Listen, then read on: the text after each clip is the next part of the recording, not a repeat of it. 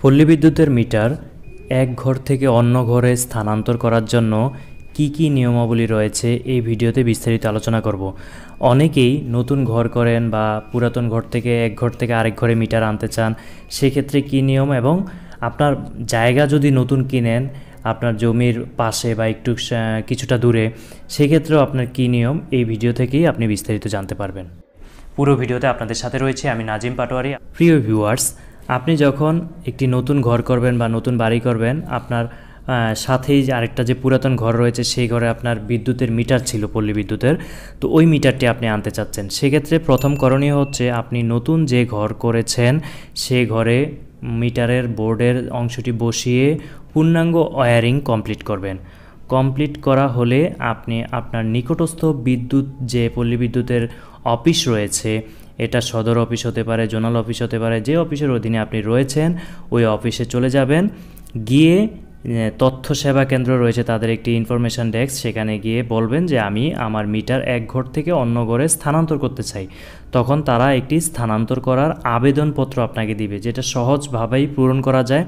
আপনার তথ্য দিবেন, সেখানে যে তথ্য থাকবে সেই তথ্যগুলো আমি ফর্মটিও আপনাদেরকে ফেসবুক পেজের ভিডিওর কমেন্ট বক্সে সম্পৃক্ত করে দিয়েছি।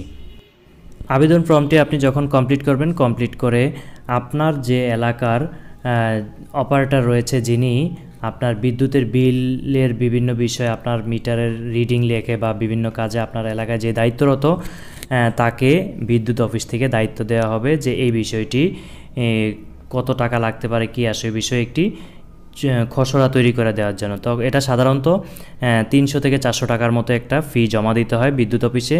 আপনি নির্ধারিত রসিদ নিয়ে সেই ফিটি বিদ্যুৎ অফিসে ক্যাশ কাউন্টারে জমা দিবেন।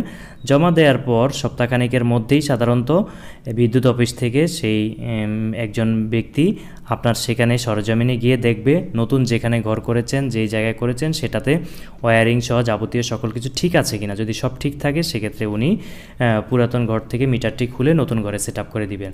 এক্ষেত্রে যদি আপনি নতুন জমি কিনেন, সেক্ষেত্রে আপনার নতুন করে আপনার হয়তো ভোটার আইডি কার্ডের ফটোকপি এবং জমির খাজনা খারিজ বা কোনো একটা ডকুমেন্ট সম্পৃক্ত করতে হতে পারে।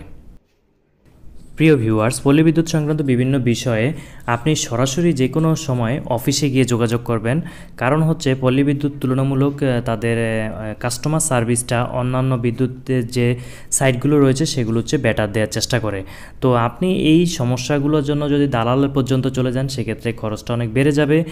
আর আপনি সরাসরি গেলে 500 টাকার মধ্যেই হয়তোবা আপনার কাজ কমপ্লিট হয়ে যাবে। এই ধরনের নিত্য নতুন তথ্যবহুল ভিডিও নিয়মিত পেতে এই চ্যানেলটি ইউটিউবে সাবস্ক্রাইব করে রাখুন এবং ফেসবুকে ফলো করুন। আমাদের সাথে থাকার জন্য অসংখ্য ধন্যবাদ।